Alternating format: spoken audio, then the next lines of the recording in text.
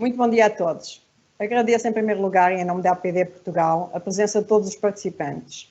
Bem-vindos ao segundo evento do ciclo de gestão de recursos humanos pós-Covid-19, hoje sob o tema A Nova Organização do Trabalho. Com o início da pandemia, todos assistimos a uma transição, em muitos casos forçadas, para o teletrabalho. Em alguns casos terá sido uma modificação pacífica, noutros nem tanto. Mas a verdade é que uma mudança, seja ela de que natureza for, impõe sempre receios e inseguranças. É verdade que trabalhar a partir de casa não é uma realidade nova, mas colocá-la em prática de forma tão rápida e transversal trouxe a oportunidade de refletirmos, de crescermos e perspectivarmos as nossas realidades no mundo laboral.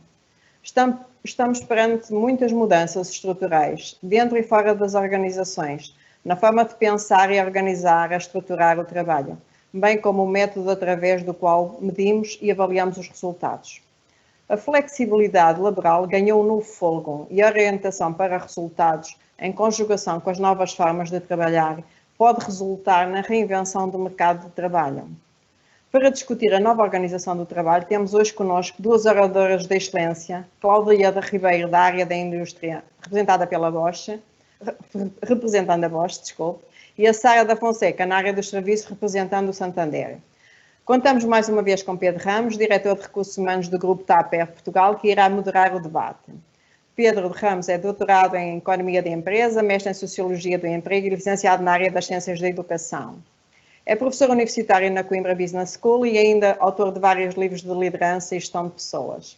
Agradecemos mais uma vez a excelente oportunidade de o termos neste evento da APD Portugal e muito obrigado pela vossa participação. Resta-me desejar a todos uma excelente sessão. Muito obrigado, Cláudia.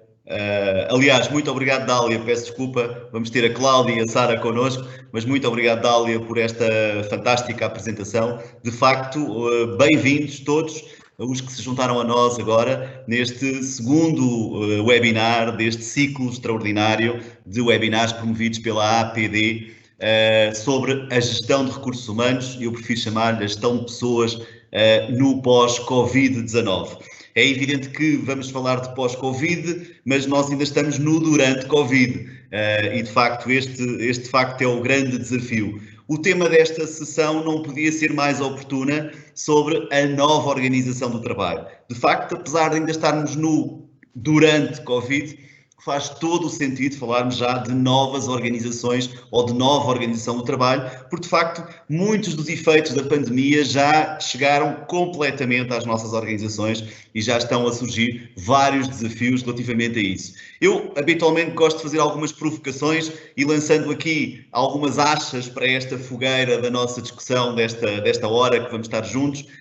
Gostava de facto de lançar aqui algumas e efetivamente esta pandemia veio trazer aquilo que classicamente já se considera que é o mundo mudou e portanto veio trazer esta mudança às nossas empresas, à nossa organização, à forma como gerimos as nossas pessoas, sobretudo naquilo que nós andámos não sei quantos anos a dizer que era importante fazer, que era processos de flexibilização, de agilização. Aliás, andámos muito a falar sobre agile thinking como uma competência importante nas nossas empresas. Eu diria que de repente caiu-nos ao colo um agile doing, se calhar sem termos muito tempo para o agile thinking. Mas deixo esta provocação para a nossa conversa que vamos ter muito simpática. Obviamente, e conforme apresentado, é inevitável o tema do teletrabalho. Eu gosto mais da designação que os nossos vizinhos espanhóis utilizam de trabalho remoto. Acho que é especialmente mais feliz. Mas, de facto, essa é uma realidade e, portanto, no fundo, estes contextos, se quiserem, de desmaterialização das empresas, desmaterialização das equipas, que está a ser, de facto, um desafio muito interessante e hoje é muito giro porque esta provocação está a ser feita a uma pessoa que vem da área de serviços ou que está na área de serviços e outra pessoa que vem da área da indústria, portanto é muito giro ver como é que isto está a ser utilizado, abordado, no contexto de realidades completamente diferentes. Mas também uma coisa que eu gosto muito de associar aos processos da organização do trabalho tem a ver com esta nova lógica que também nos caiu ao colo, uma lógica muito mais assente nos resultados do que nos processos, no cumprimento de processos, horários, etc., carreiras, processos mais formais, porque, de facto, independentemente da hora em que o trabalho é realizado, o que interessa é muito mais o resultado efetivo, e isso está a ser exposto de forma muito exponencial neste contexto de pandemia. Mas existem outras provocações, desde logo o tema da organização dos espaços físicos. E temos, mais uma vez, alguém da área dos serviços, mas também alguém da área da indústria. Como é que está a ser esta organização dos espaços físicos e até que ponto é que estes espaços físicos, esta organização, ou a mudança do espaço físico está a influenciar a própria organização do trabalho e vice-versa? Ou seja, como é que é este tema da gestão dos espaços físicos neste contexto? E, enfim, por último, mas eu estaria aqui a manhã toda, já me conhecem, a lançar farpas para ou achas para esta fogueira, o tema de facto do se assiste ou não, eu acho que sim, mas fica a provocação, a um autêntico reset num conjunto de aspectos que têm a ver com a organização do trabalho. No fundo, se este novo normal, ou se quiserem este novo anormal, ficando esta segunda provocação, em que medida é que de facto este de trabalho, de mudanças forçadas se estão a transformar em mudanças desejadas. E de facto são estas, entre outras, algumas enfim, destes bullets que vamos tentar analisar com estas nossas excelentes convidadas, como disse a Dália muito bem. Tenho connosco hoje, neste segundo webinar, 2 senhoras. No primeiro tivemos 2 homens, agora estão 2 senhoras, o que é ótimo. Olá, Sara. A Sara da Fonseca, do Banco Santander. Ela tem mais de 25 anos de experiência profissional na indústria financeira e exclusivamente dedicada ao Santander desde 2007. Portanto, já lá vão uns anitos, Sara, no Santander. Mas também tem experiência noutros setores, como retalho, telecomunicações, oil and gas, enfim. É uma mulher já com imensa experiência, de facto. Não parece que ela é uma jovem, mas tem muitos anos, já de muitos quilómetros de gestão de pessoas. Desde 2019 é diretora adjunta da administração do Santander Portugal, com a responsabilidade da área de gestão de pessoas, e entre 2016 e 2018, portanto antes desta função, foi chefe de gabinete do presidente da Comissão Executiva. Bom, antes disso também teve experiência na área da consultoria, onde esteve em várias empresas. É, curiosamente, eu queria deixar isto para o fim, licenciada em Matemática Aplicada. E, portanto, quando nós andamos a dizer que, de facto, há novas competências, falamos muito de competências soft, mas também de competências hard, que são cada vez mais importantes para esta função da gestão de pessoas, nomeadamente por via do Big Data, do People Analytics. Eu acho que ter uma licenciada em Matemática Aplicada é um gosto e um must nesta manhã para discutirmos este tema da organização. Mas, para além disso, tem um MBA com especialização em marketing e frequentou vários programas executivos na AES, em vários países, enfim, que eu vou agora dispensar de descrever, mas de facto tem imensa formação executiva nestas áreas. Portanto, bem-vinda, Sara, por estares connosco nesta manhã para falar neste tema tão importante. Depois temos a Cláudia. Olá, Cláudia Ribeiro da Silva.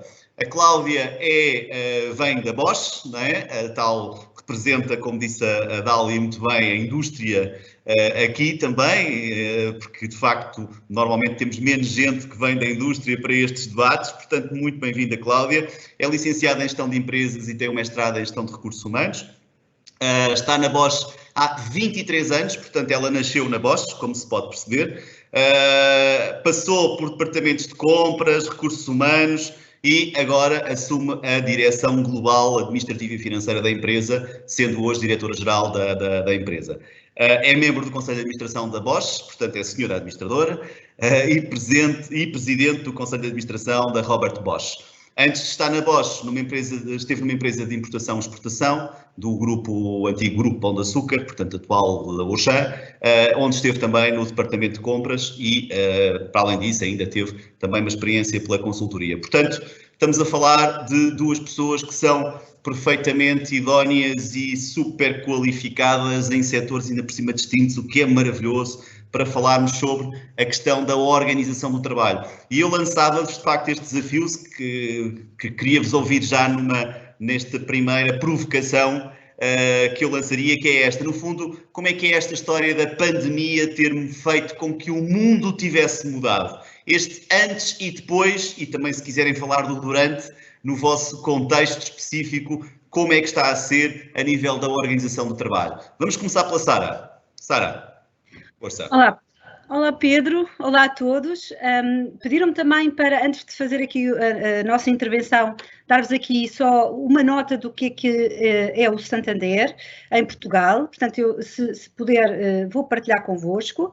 Portanto, muito rapidamente, o Santander é um grupo financeiro líder e um banco de referência em Portugal. É também um banco internacional, faz parte de 10 mercados principais, está dividido em grandes 3 regiões, onde o benefício está perfeitamente distribuído, nomeadamente Sul-América, Norte-América e Europa. É um banco que tem 146 milhões de clientes, 200 mil colaboradores, portanto em Portugal somos 6.169 e portanto estão 12 mil balcões espalhados no mundo inteiro e portanto a nossa estratégia baseia-se essencialmente aqui naquilo que nós chamamos um círculo virtuoso baseado na lealdade dos clientes. Estamos a falar, nós portanto assumimos que e destacamos que colaboradores motivados e comprometidos, de certa maneira, são os principais contribuidores para clientes mais satisfeitos e vinculados, clientes esses que são clientes que nos escolhem, são clientes que permanecem connosco e são clientes que nos recomendam. E à partida, portanto, a conjunção destas duas características, colaboradores motivados e comprometidos e clientes vinculados, conseguimos de certa forma traduzir rentabilidade e crescimento sustentável aos nossos acionistas e com isto apoiar a sociedade e efetuar um maior investimento na sociedade.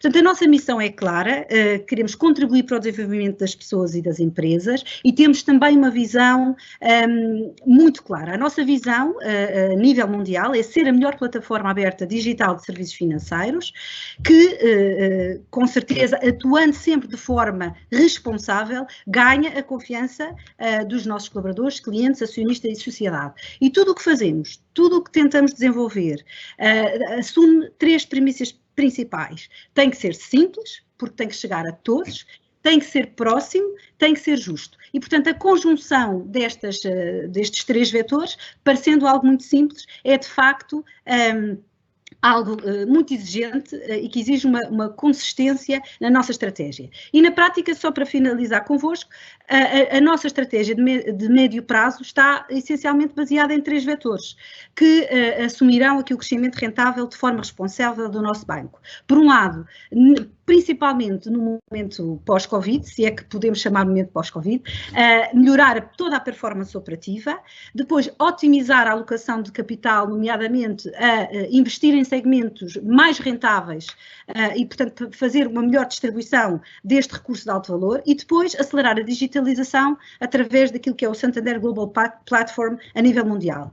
E com a premissa de continuar sempre a construir um banco cada vez mais responsável.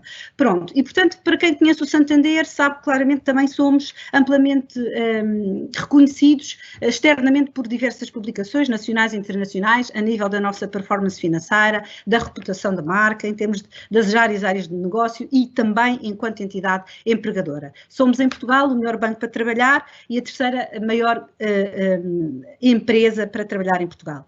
E portanto, respondendo à questão do Pedro, acima de tudo, aqui na era pós-Covid, a melhor maneira de nós lidarmos com isto é garantir, acima de tudo, a segurança dos nossos colaboradores. A segurança não é só uma segurança física, mas também a segurança no sentido de tentar construir colaboradores mais motivados, mais resilientes, mais capacitados e, portanto, que consigam lidar cada vez mais com esta ambiguidade que é o mundo de hoje. Depois, assumimos claramente que precisamos de continuar a ajudar os clientes e a sociedade, e não é por acaso que o banco está sempre presente junto dos seus clientes para tentar ultrapassar e resolver os problemas que muitos deles enfrentaram neste momento tão difícil para tantas pessoas. E contribuir, obviamente, com várias iniciativas, vários projetos sociais e vários investimentos na sociedade que, com certeza, alguns de vós também conhecem tão bem. também. Depois, acima de tudo, nunca nos podemos esquecer que temos que continuar a assegurar a continuidade do negócio rentável e sustentável. Isto também é fundamental. E, portanto, confiamos essencialmente naquilo que nós consideramos as nossas fortalezas de negócio, não é? Somos um negócio com escala, somos um negócio com muito foco no cliente, e o foco no cliente não é possível de ser atingido claramente sem um foco nos colaboradores. Portanto, é muito importante uma experiência muito fidedigna, muito real, muito positiva de experiência de colaborador, para que depois, de facto, haja uma correta e uma evidência na experiência de cliente, à partida, com quem os clientes interagem. Depois, obviamente que a nossa diversificação geográfica e do próprio negócio também ajuda a que consigamos trazer e recolher as melhores práticas internacionais e partilhar essas melhores práticas internacionais. A continuidade da transformação digital é fundamental, porque se alguma coisa aqui o ambiente do pós-Covid nos ensinou, é que de facto as nossas principais vetores de insegurança foram atingidos. Nós fomos expostos às 3 maiores dimensões de incerteza que temos, não é? Por um lado, a percepção da mortalidade, não é? De que alguma coisa nos pode acontecer.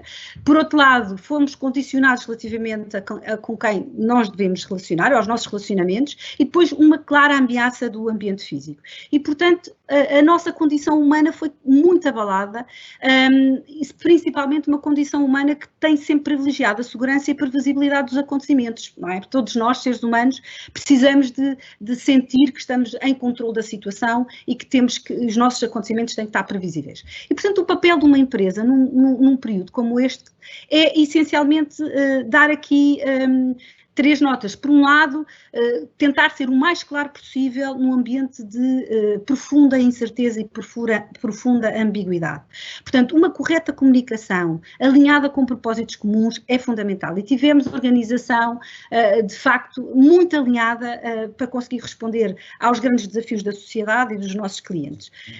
Depois, é preciso, obviamente, lideranças, um novo estilo de liderança, não é?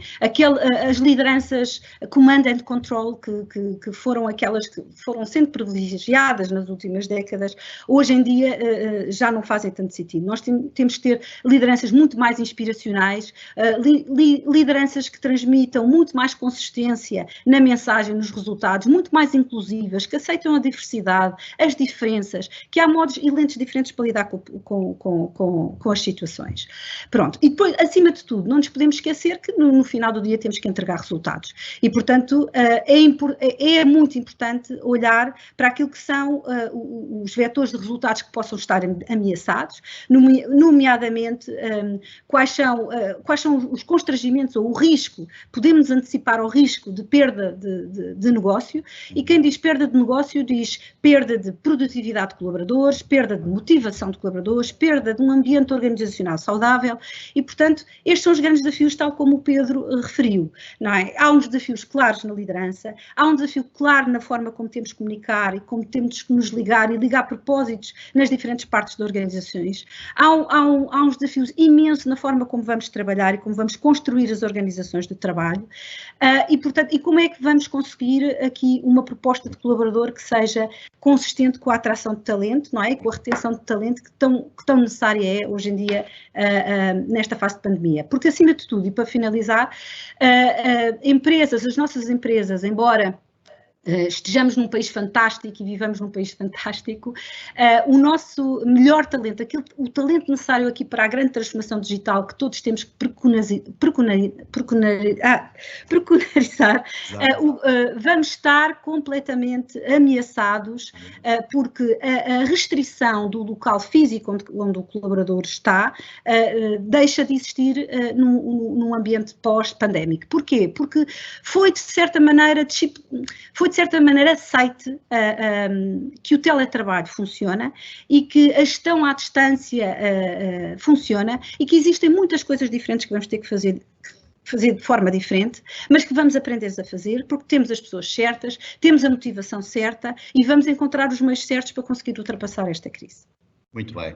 Obrigado, Sara. Bem, Cláudia, eu acho que tu concordas comigo, é maravilhoso ouvir uma mulher de matemática aplicada a falar desta forma sobre propósito e sobre as lideranças terem que ser mais inspiracionais do que de comando. É fantástico, Sara, gostei muito. Mas, e já agora, deixem-me aqui uma pequena nota, um parênteses, antes que eu seja despedido nesta função de moderador, eu esqueci-me de dizer que as vossas perguntas, aos nossos, quem está a assistir, as vossas perguntas são muito bem-vindas. Portanto, há um espaço no chat para colocarem as vossas perguntas e eu vou aqui acompanhando de facto as mesmas para depois colocar às nossas fantásticas participantes. Portanto, assim já não sou despedido hoje enquanto moderador, vou passar agora a palavra à Cláudia. Cláudia, no teu caso, com esse enorme desafio também em termos daquilo que é mais ligado à indústria, e não só, mas à indústria, mais arde, como é que é este antes e depois? Como é que estão a viver este antes e depois pandemia no que à organização do trabalho diz respeito? Olá, Pedro, bom dia a todos. Primeiro queria agradecer à doutora Dália e à APD por este convite e o fantástico moderador que nós temos e a minha parceira de comentário também, que é um prazer estar e quero estar à vossa altura. Portanto, muito obrigada por este bocadinho desta manhã. Eu vou fazer também aqui uma partilha, começar com a minha apresentação, para explicar um bocadinho o que é a Bosch.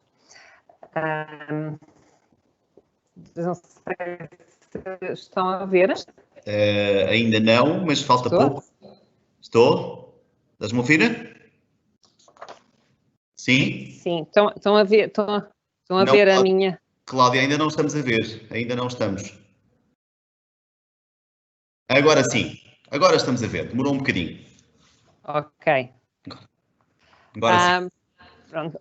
Estes são os números em traços gerais do Grupo Bosch em Portugal. O Grupo Bosch tem 4 localizações em Portugal, 3 das quais são industriais. Somos cerca de 6.300 colaboradores, isto dados de 2019. Cerca de 90% do nosso negócio é para exportação. Se consolidássemos esta informação, estaríamos no top 3 das empresas exportadoras em Portugal, o que faz de nós uma das principais empregadoras e também, um dado que é bastante interessante, contribuímos para quase 1% do PIB nacional. O nosso volume de negócios em 2019 foi cerca de 1.000.000,83 mil euros. Como é que nós nos distribuímos? Distribuímos, como estava a dizer, a norte com as áreas produtivas. Estas áreas produtivas têm as suas áreas específicas, que não me vou alongar muito, mas rapidamente e tentando chegar um bocadinho mais aos participantes, porque normalmente a Bosch é conhecida só pelo aquilo que nós vimos, que são os eletrodomésticos ou as ferramentas elétricas, e há muito mais para além ou o mundo Bosch é muito mais do que estes produtos de consumidor final. Em Braga somos a maior fábrica de acessórios para o carro, para o automóvel, tudo que seja áudio e sistemas de software e sensores para as viaturas. Em Ovar, tudo que sejam produtos de sistema de videovigilância, câmaras, gravadores. Estou a tentar ir sempre a produtos que sejam mais tangíveis para quem nos esteja a ouvir. E em Aveiro temos a termotecnologia, que são essencialmente esquentadores, aquecimentos centrais, bombas de calor, painéis, todo esse tipo de produtos. E em Lisboa temos a venda da comercialização ao consumidor final, que são os nossos distribuidores, de acessórios automóvel, ferramentas elétricas, os eletrodomésticos, os esquentadores e os aquecimentos centrais e também algumas câmaras de videovigilância. Uma coisa que eu gostava também de ressalvar aqui nestes 6.000 colaboradores que temos em Portugal, e como indústria que somos e com a facilidade que se ouve dizer hoje nos tempos que estamos a viver, que é fácil desmobilizar as fábricas, a Bosch sempre viu Portugal como um ponto de investimento seguro, não só através da nossa estabilidade político-económica, mas também do know-how dos nossos colaboradores. E com este temos mais de 10% destes colaboradores, são cerca de 700 colaboradores, que estão na área de investigação e desenvolvimento. E esta área de investigação e desenvolvimento não é somente para dar apoio a cada um dos produtos que sejam fabricados nas fábricas em Portugal. Temos em determinadas áreas de negócio o Centro de Competências para o Desenvolvimento dos Produtos, localizado em Portugal para o resto do mundo Bosch. O que é, de alguma forma, um orgulho para nós, enquanto portugueses, e também um ponto muito forte é que temos que ter sempre estes colaboradores motivados, que nem sempre é fácil.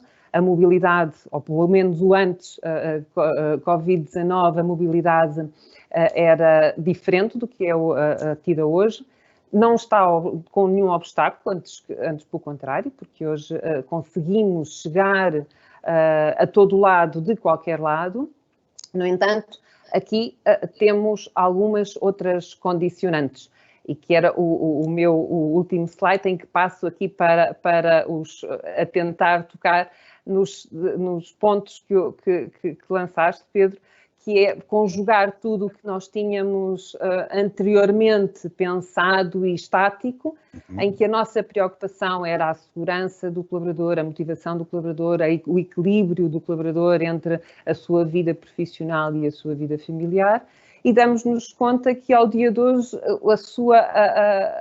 esta dinâmica do balancear da vida profissional com a vida familiar entra aqui numa quantidade de conflitos quando as pessoas estão completamente confinadas a um espaço, ou pelo menos num princípio estiveram confinadas a um espaço, e isto teve aqui muitas adversidades, mas foi muito interessante porque, como apresentaste muito bem, nós temos a área industrial, e a área industrial nós não podemos pôr trabalho remoto. Nós não podemos pôr trabalho flexível. Este era um tema que, por acaso, já estava bem divulgado dentro da nossa organização. Já tínhamos, de alguma forma, vários programas de flexibilização. E estes programas de flexibilização, no fundo, acabam por ser programas que têm a questão de termos o que é flexibilização, porque, como devem calcular, se temos uma linha de produção, dentro desta linha de produção há o departamento de qualidade, há a gestão da própria linha de produção, onde estão incluídas bastantes pessoas, e há também o responsável dos produtos que se estão a produzir. Portanto, é difícil ir para um trabalho remoto neste caso. Portanto, nós tivemos aqui situações bastante limites, que foi no início em que dissemos que temos que fazer uma paragem da produção, ou então temos que produzir com o máximo cuidado. Portanto, e foi aqui uma dualidade bastante interessante, porque passámos por variedíssimas fases em tão pouco tempo. Era uma gestão feita de amanhã, tarde e noite. Tivemos que fazer, por exemplo, e isto se calhar não é assim muito perceptível para todos, mas o perdermos 1h30 em 24 horas de trabalho numa linha de produção que trabalha 24 por 24 horas, para as pessoas não se cruzarem pelas questões de segurança, isto traz-nos não só problemas económicos, como é evidente, porque é uma das primeiras situações, mas depois também a questão das próprias pessoas, aquilo que as pessoas têm que ter, e como dizia a Sara, a confiança e na segurança que nós temos para lhes dar. E no fundo, nós estávamos a trabalhar também com formas desta nova segurança, que também era tudo novo para todos. Havia sempre muitas perguntas, da manhã para a tarde, de tarde para a noite, de noite para a manhã e sucessivamente. Mas conseguimos, hoje em dia já temos as linhas a produzir nas 3 fábricas a 100%, mas lá está, por esta hora e meia, e porquê desta hora e meia, era os tempos que tivemos que reduzir aos turnos, para as pessoas não se cruzarem e nós termos tempo de desinfetar e de higienizar os locais de trabalho e proteger as pessoas, porque comprar todos os dias cada pessoa tinha o seu equipamento de proteção individual, e tudo isto leva tempo, tudo isto é uma consequência. Hoje estamos a tentar ir diminuindo este tempo de ausência, tentar agilizá-lo, mas de alguma forma tivemos sempre condicionantes. Por exemplo, em Ovar, como todos ouvimos, tivemos uma cerca sanitária. Fomos todos para casa um dia, no dia a seguir já ninguém pôde entrar na fábrica, quer dizer, onde é que está? Claro, quem pudesse fazer trabalho remoto, continuava a fazer trabalho remoto, mas outra vez me repito, a produção está lá, portanto é muito físico. Por outro lado, também temos as partes comerciais e as partes de serviços. Os serviços, como é evidente, foi relativamente mais fácil a adaptação a esta nova realidade. Antigamente já tínhamos, como referi, alguma flexibilização dos horários de trabalho, e é uma coisa que eu defendo e que todo o management defende, que é a responsabilização do colaborador. Portanto, o colaborador tem a sua responsabilização, tem a sua autonomia e tem os resultados a apresentar.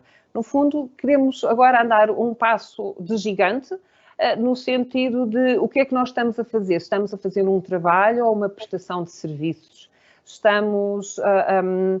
Será que vamos inverter a questão do flexível casa-trabalho ou trabalho-casa? Portanto, há aqui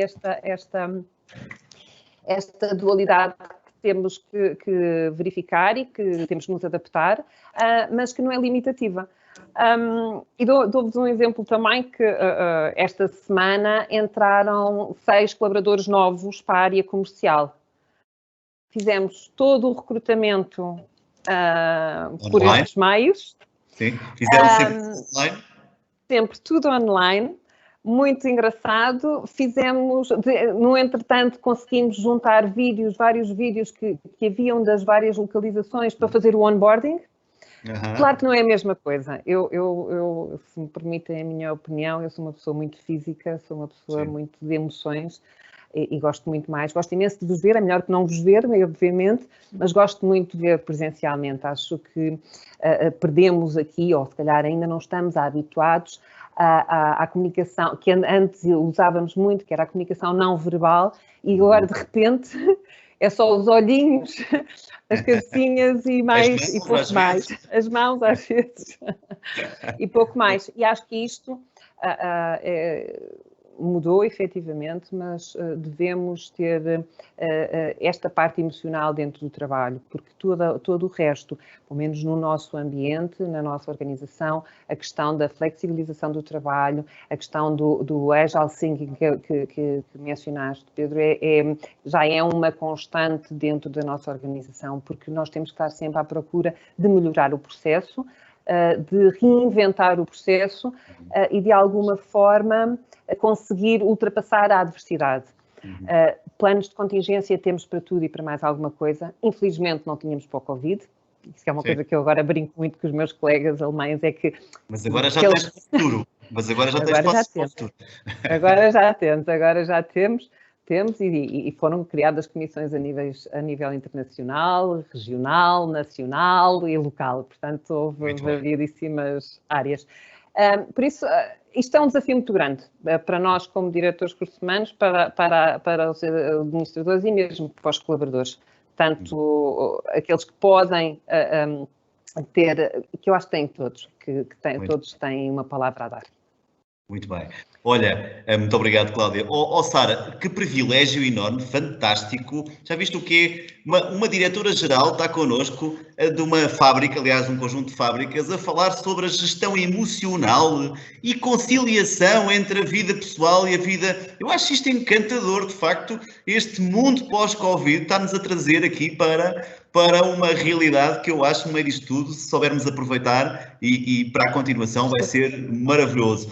Sara, mas já agora, fala-nos também um bocadinho, já agora alertando que as perguntas já estão a chegar, felizmente, já vamos a elas, mas fala-nos um bocadinho também na realidade da questão das transformações nos locais de trabalho, ou seja, o Covid tornou-se, num fundo, um acelerador dos processos de transformação dos próprios locais de trabalho. Obviamente, um banco tem serviços centrais, mas também tem retalho, não é? Tem lojas, tem diferentes espaços.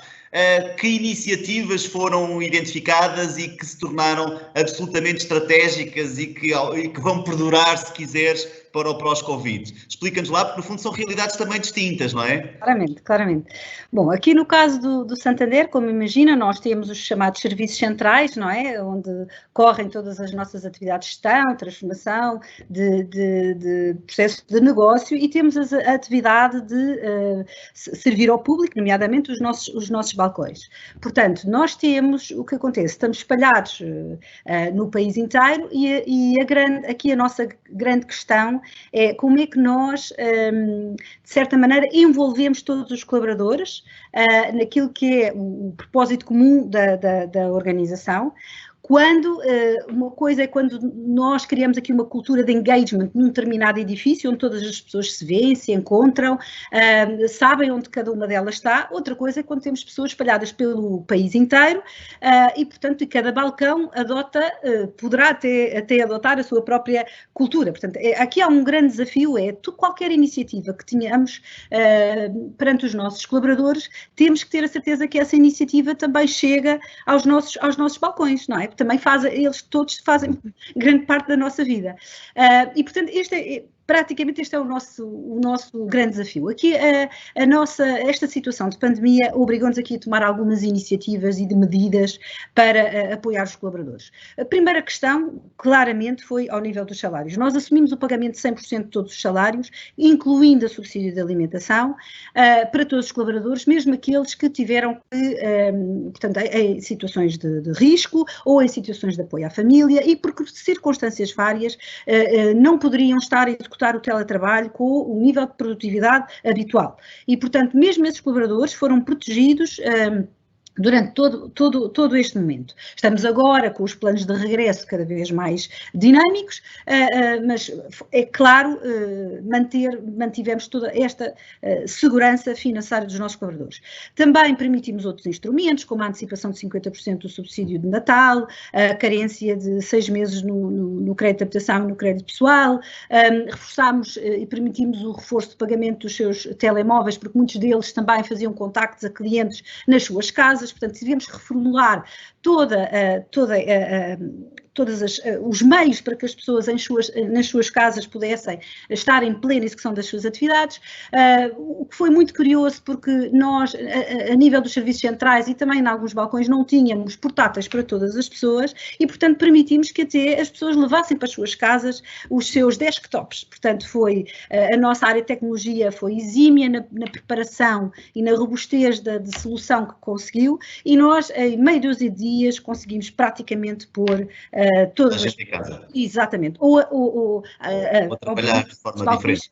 Grande parte dos nossos balcões estiveram abertos, mas em regimes de rotatividade e, no caso das pessoas de risco, permitimos todo o acesso ao teletrabalho. Portanto, E o que é que disso vai ficar para o futuro? O que é que, fazendo aqui a ponto, o que é que daí vocês estão a aprender que possa ficar para o futuro? Assim, pinceladas gerais.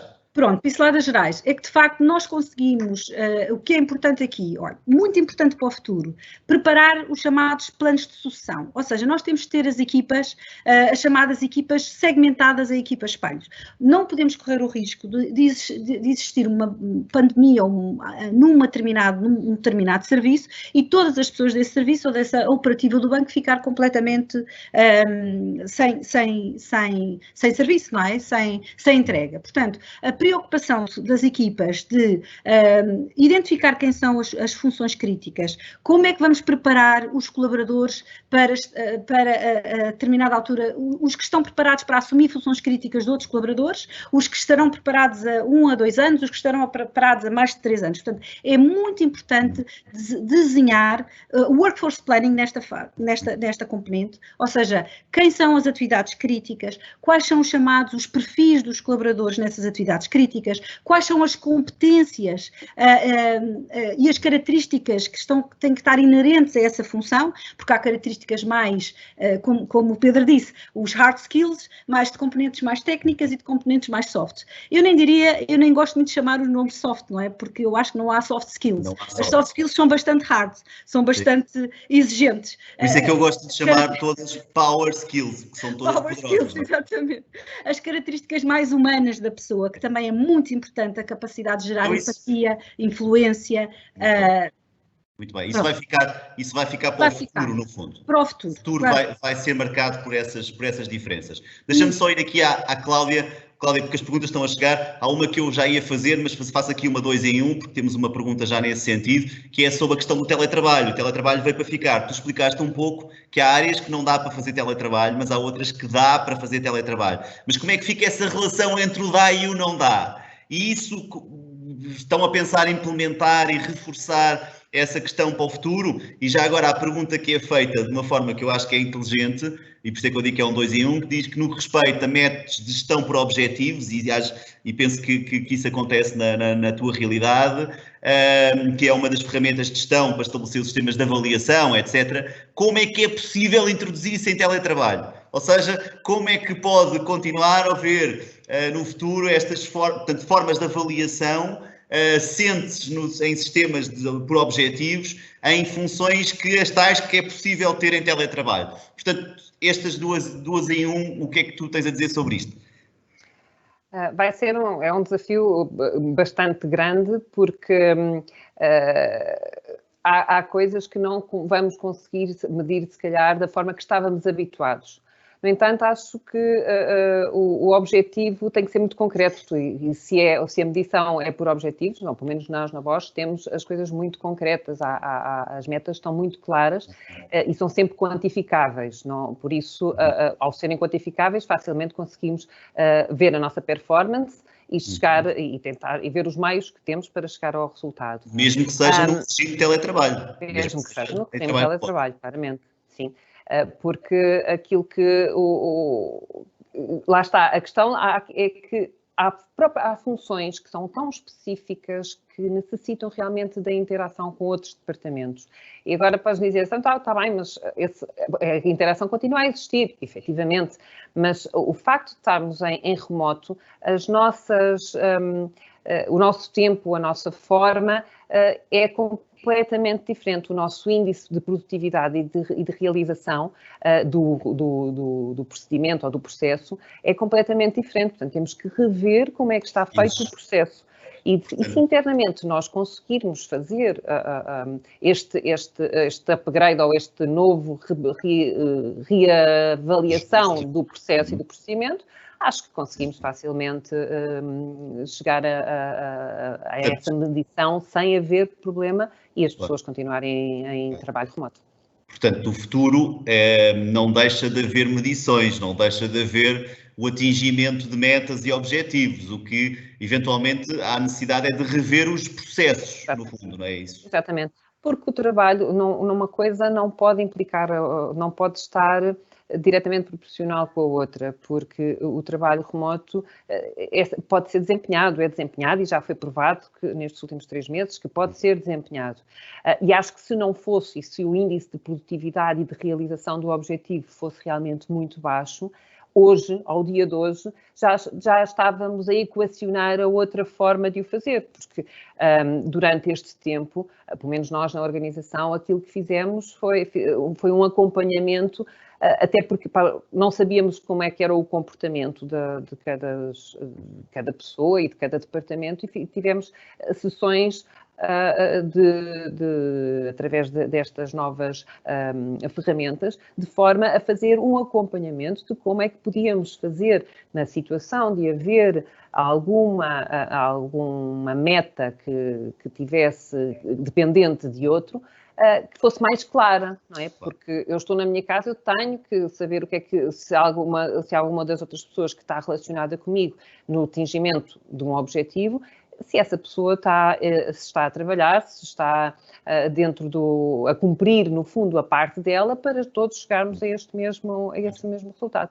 acho que vai ser um bocadinho diferente. É rever, na minha opinião, é rever, no fundo... No fundo estamos na era do rever, reinventar, realinhar, fazer-se, no fundo, este que nós estamos, no fundo, neste planeamento do futuro. Há uma pergunta que eu acho que dava para estarmos aqui o dia todo, mas eu gostava mesmo que vocês fossem sintéticas, mas eu vou ter mesmo que a fazer. Acho super interessante. Parabéns ao João Brás, que fez esta pergunta, que é: bom dia, se o mundo está a mudar tanto e tão rápido como estamos a viver, como é que sabemos que este depois, no fundo falámos no antes e depois, que este depois que estamos a falar é o depois correto? Ou poderá já estar desatualizado? Ou seja, este novo normal é normal ou já é anormal, e antigo e velho? O que é que vocês acham disto?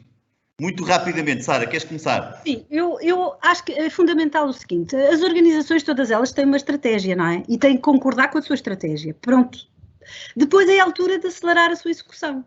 Agora, o que nós sabemos é que aqueles planeamentos de longo prazo, temos a certeza, depois do que vivemos, em que os nossos processos e as nossas decisões, que demorariam se calhar meses ou anos a serem deliberadas, conseguimos fazê-las em meia dúzia de dias. Portanto, hoje é legítimo pensar que as lideranças que conseguiram emergir nesta crise, não é? Porque esta crise teve um papel fundamental, foi distinguir os melhores de todos dos bons e também os piores de todos dos maus. E, infelizmente, a situação é assim, porque há pessoas com mindsets muito pouco preparados também para esta transformação, pessoas que não aprendem, pessoas que não querem ultrapassar, pessoas que não querem resolver e encontrar soluções, pessoas que não são colaborativas, pessoas que, pronto. E, portanto, na prática, este momento, as organizações hoje têm claro que conseguimos acelerar e transformarmos. O que é que nós sabemos?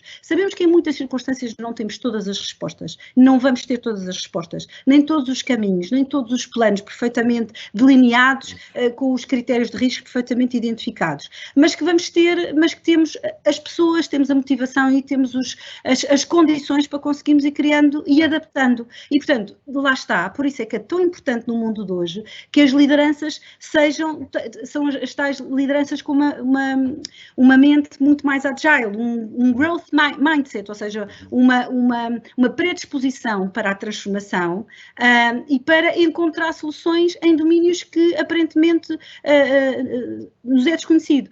De facto, o maior desafio das nossas vidas hoje em dia é a nossa ignorância. É lutar contra aquilo que não sabemos e com aquilo que deveríamos saber para agir com mais impacto e relevância nas pessoas com quem nós interagimos. Portanto, derrubámos esse mundo, derrubámos esse mito urbano de que sabíamos tudo. Afinal, percebemos que não sabíamos nada. Cláudia, e no teu caso, rapidamente, o que é que tu achas disto? Este novo normal, afinal, já é normal? É mesmo este ou é outro? Como é que tu estás a preparar o futuro? Se nós soubéssemos, isto também não tinha graça nenhuma, não é? Isto convém nós estarmos aqui a treinar coisas diferentes e a resiliência é muito importante e se tivéssemos a bola de cristal isto era muito mais fácil, efetivamente, mas não punha também à prova e não fazia a tal distinção que a Sara acabou de concordar, que eu estou perfeitamente de acordo com o que ela acabou de dizer, porque efetivamente a riqueza também das nossas organizações faz-se com as situações não conhecidas, não é? Com a aprendizagem, com o desenvolver de competências e de formas que nós não estávamos habituados. Acabamos por estar sempre na zona de conforto e isto tira-nos da zona de conforto. Eu acho que é muito importante. Desinstala-nos. Exatamente. E é interessante porque quando nós não estamos na zona de conforto somos muito melhores do que quando estamos na zona de conforto. E nós não nos apercebemos. Quando é que nos apercebemos? Quando ultrapassamos o desafio. E isto é super interessante para as organizações e para nós como pessoas e trabalhando em conjunto vamos fazendo o novo normal todos os dias, se for preciso. Muito bem. Olha, olhem, a Maria Gomes pergunta, e no que diz respeito à gestão de talentos pós-Covid, o que vai mudar com a nova realidade, Sara? O que é que vai mudar na gestão de talentos? Um estudo que fizemos internamente nas várias geografias onde Santander está presente e com o apoio de algumas consultoras também, nós destacamos aqui dois aspectos. Primeiro, cerca de 33% dos empregos atuais vão requerer novas capacidades de 2 a 3 anos.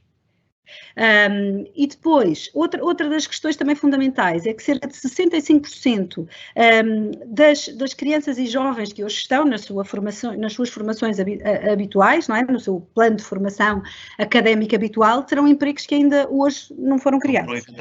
Pronto, e portanto, reparem, para quem está habituado a fazer planos estratégicos a 3 a 5 anos, isto é um desafio imenso relativamente ao que é que vai ser a gestão do talento.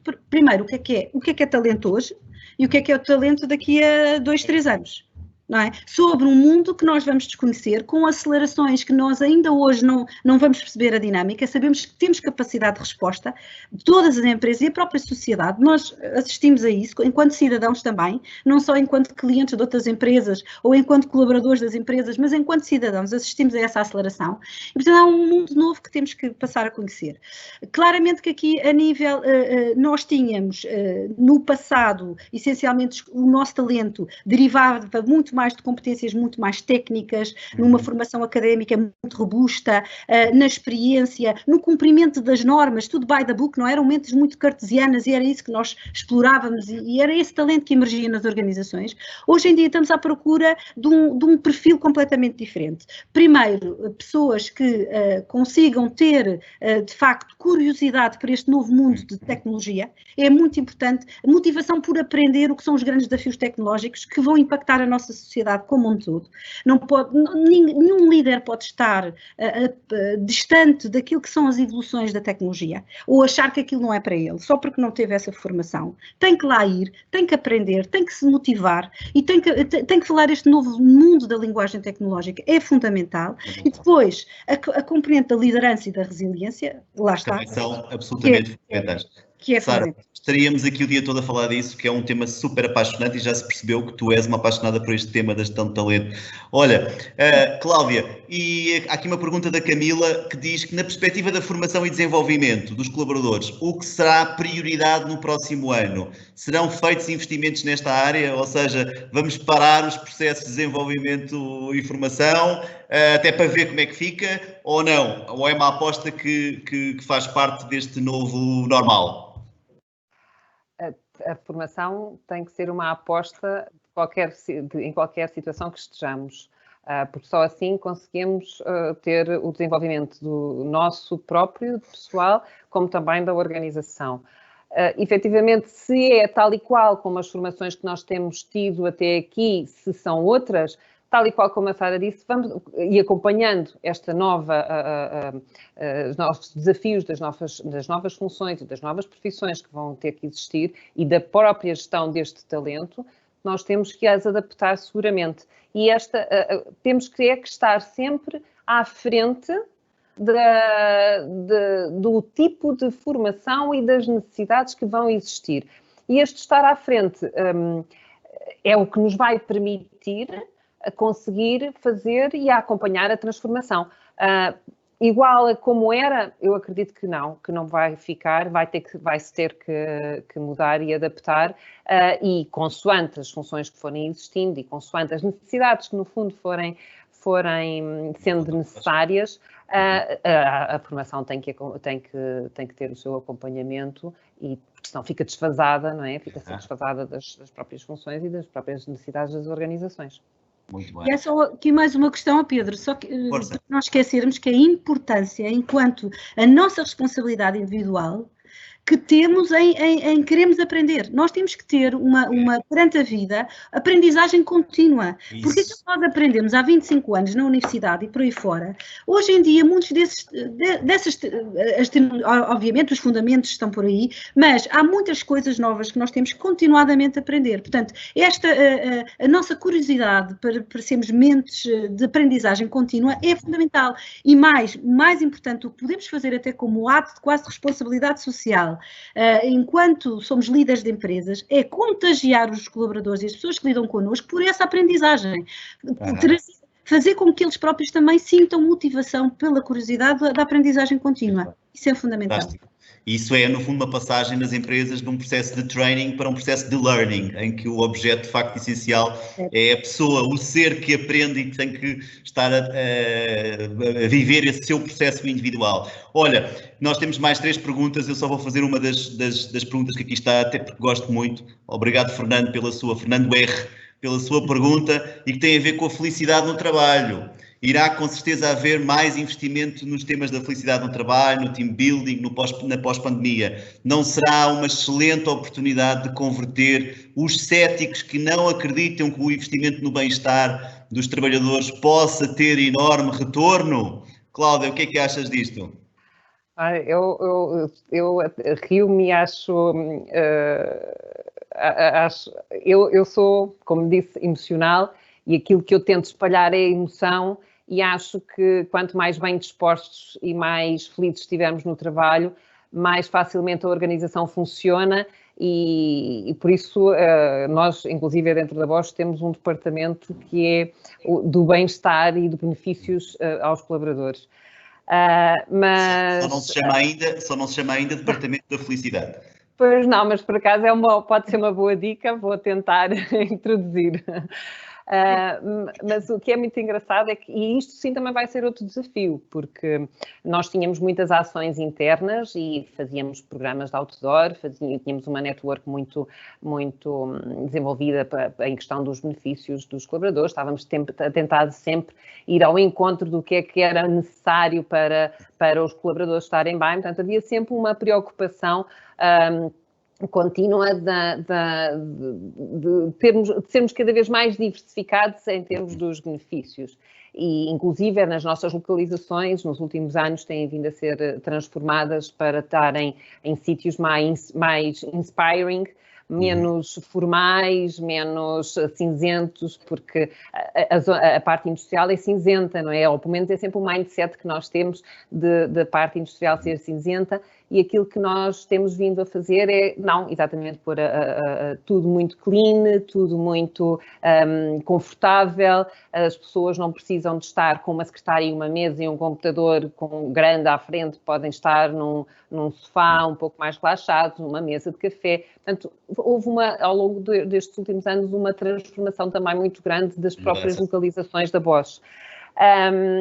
Exatamente para isso, para não ser obrigatório eu tenho que estar ali sentado porque alguém tem que me ver ali sentado durante todo o tempo. Não, para desmistificar um bocadinho este pensamento da tal liderança de controle, da liderança antiga, deixem-me chamar antiga, porque realmente eu acho mesmo que é antiga e nós temos que pôr um bocadinho... Uma liderança mais menos inspiracional. Exatamente. Portanto, e tudo isto arranjámos sempre muito, não só tentámos ir junto das pessoas de uma forma objetiva, mas também pelo seu próprio entorno, para que as pessoas pudessem estar mais confortáveis.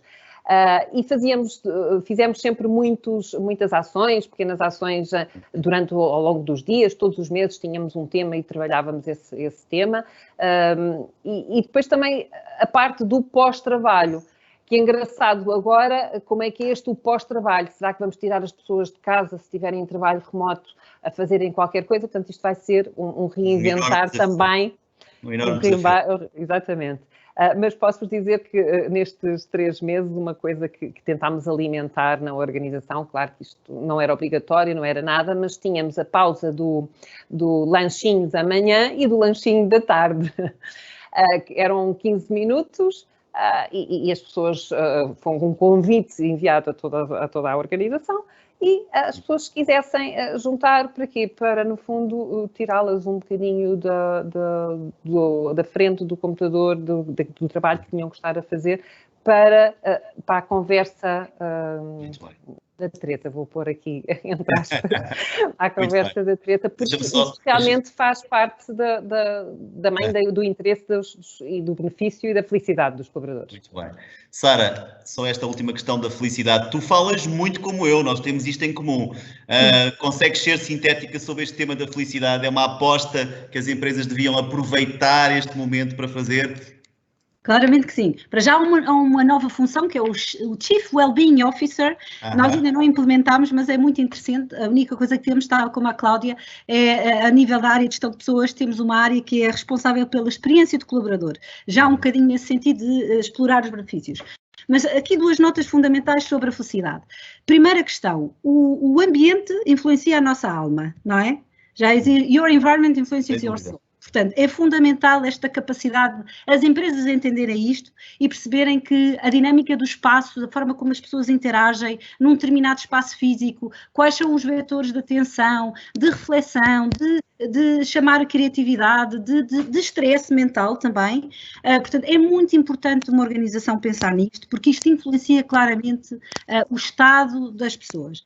Depois há outra coisa fundamental numa organização. O melhor que nós podemos dar aos nossos colaboradores é eles sentirem-se rodeados de colegas fantásticos. Ou seja, quando eu digo fantástico, isto é algo que cada um tem a sua interpretação, mas na prática é muito importante que as organizações trabalhem ao nível dos comportamentos das suas lideranças. O liderar pelo exemplo é fundamental e há atitudes e comportamentos que têm que ser vividos na organização e muitas vezes não basta ter um livro de cultura sobre os procedimentos e os comportamentos a adotar. Ok, isso é um passo em frente muito importante a ser dado, mas acima de tudo a cultura vive-se em aspectos fundamentais como quem é que se promove, quem é que é valorizado perante o outro, quem é que está numa determinada situação, quem é que é responsável por determinados projetos, quem não é. Isto são momentos em que os outros colaboradores percebem o que é que a organização está a valorizar e nós temos que valorizar muitas vezes as pessoas que têm uma liderança pelo exemplo e que fazem esse contágio em toda a organização, ligando os tais propósitos comuns e encontrando formas de ser colaborativo e de ultrapassar aqueles pequenos tensões que as organizações todas têm, não é? Isto é que fazem os líderes do futuro. E faz toda a diferença. Olha, eu de facto, como vocês disseram, as empresas fazem-se pessoas extraordinárias, não é? Como acabámos de dizer, e os debates e os webinars fazem-se de oradoras extraordinárias, que foi o vosso caso. Muito obrigado, Cláudia, muito obrigado, Sara, foi incrível, o nosso tempo esgotou e eu estava aqui a tarde toda, mas de facto estes pipis começaram a surgir já são reuniões de Teams para começarem noutros contextos.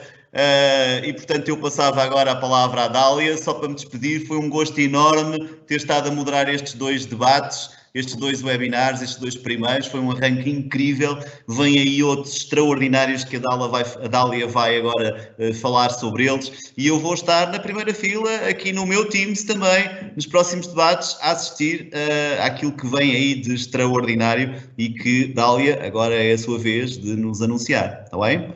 Até muito sempre. Obrigada. Muito obrigada a todos. Penso que foi uma sessão muito produtiva. Muito obrigado, Pedro Ramos, Cláudia Ribeiro da Silva e Sara da Fonseca. São exemplos profissionais de enorme sucesso e que realmente vão dar cartas neste pós-Covid. Aproveito para introduzir uma segunda parte do ciclo de eventos da gestão de recursos humanos pós-Covid. Os 2 próximos eventos serão dia 3 de julho e dia 9 de julho e serão conduzidos por Maria da Glória Ribeiro, fundadora e diretora-geral da AMROP Portugal. O primeiro sobre liderança comportamental e resiliência, que terá a presença de Rui Nabeiro, CEO da Delta Cafés, e Isabel Barros, diretora de Recursos Humanos e board member da Sonai MC. O segundo, sobre o tema Os desafios da tecnologia e o futuro do trabalho, terá a presença de Ana Paula Marques, vice-presidente da NOS, SGPS, e Luís Filipe Antunes, professor catedrático da Universidade do Porto. Muito obrigada pela vossa presença e até dia 3. Tchau. Muito obrigada. Obrigado.